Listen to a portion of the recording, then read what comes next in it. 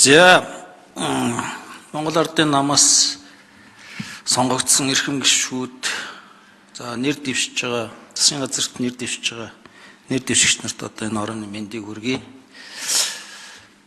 Маш харамсалтай байна. Монгол Ардын нам бол одоо 100 гаруй жилийн түүхтэй.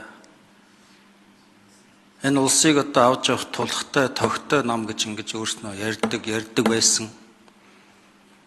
Ийм нам өнөөдөр одоо ингээд болон тоогоос гарч ирээд бие биенээсээ сайтын суудал нэхэд бие чигээд ингээд хэрүүл хараал хийгээд ингээд явж байгаа. Үнэхээр харамсаж байна. Монгол Ардын намын маш том хуульчд байсан. Лүндэ жандсан, Нямдорж,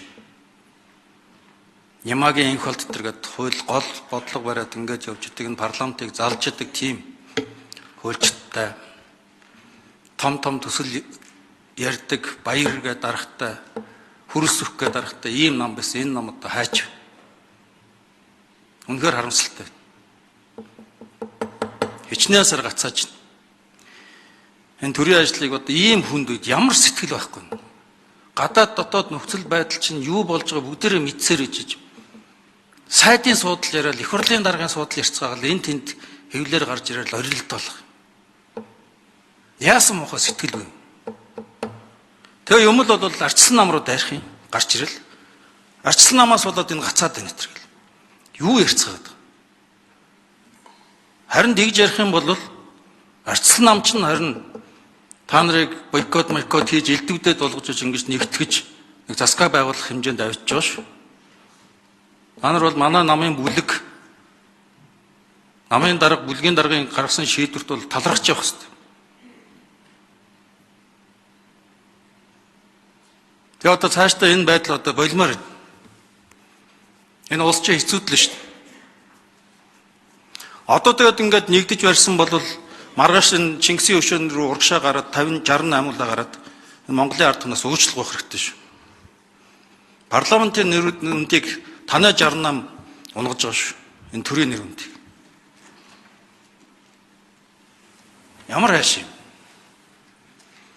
Одоо нэг жоохон ойлгож эхэлж байгаа шиг хэд хэдэн гişүүд сөрөг хүчиндээ баярлалаа гэсгэж байна. Та нар үнэхээр баярлж байгаа бол нэг алга ташч. Сөрөг хүчиндээ баярлалаа гэдэг.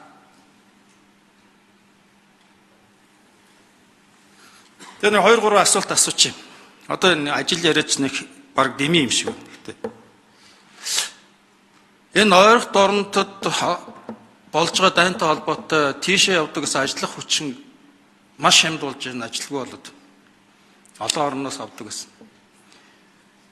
Тэгээ яг ийм хямд үед нэг оруулж ирээд нэг ажил одоо бид нар чинь сая нэг юм хууль ярих гэж үзлээ нэг зөвхөн цагаан сар шинжилээрээ амардаг вэ?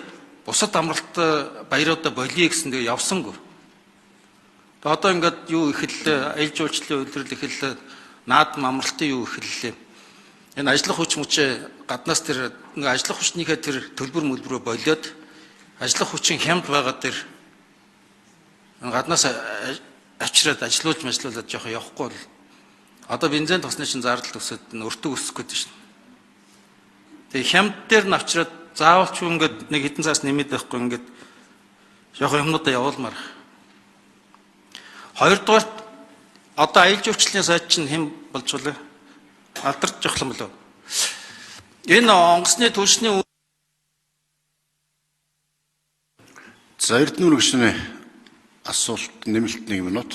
Онгоцны түлшний үн нэмэгдснээс болоод аялал жуулчлал хол явахаа болж гин гэж юм судалгаа гарч байна. Дотооддоо юм уу маш ойрхон газар л явдаг ийм юм руу орж байна. Наад энэ хятад жуулчны виз одоо яриад зөрөгтэй тэгээд яахгүй бол өөр бид нар л одоо хол газраас жуулч ирэх мэрх тийм байхгүй болж байна зүүн. Энийг бас ингээд зөрөгтэй хийгээд явах хэрэгтэй. Тэгээ хөрөнгө оруулалт тэр одоо хэцүү болсон. Энэ том төслүүдээ бол одоо яад зогсоож өрд юм ингээд явахгүй бол үнэхээр маш их цаг алдлаа. Одоо баг маргаашнаас бензиний үн нэмэгдэж эхэлнэ. Тэгээ арчсан нам руу битгий дайраад байгаарай. Өөрснөөсөө бурууга хайгаарай. Тэгээ шинээр байгуулагч засгийн газарт амжилт хүсье.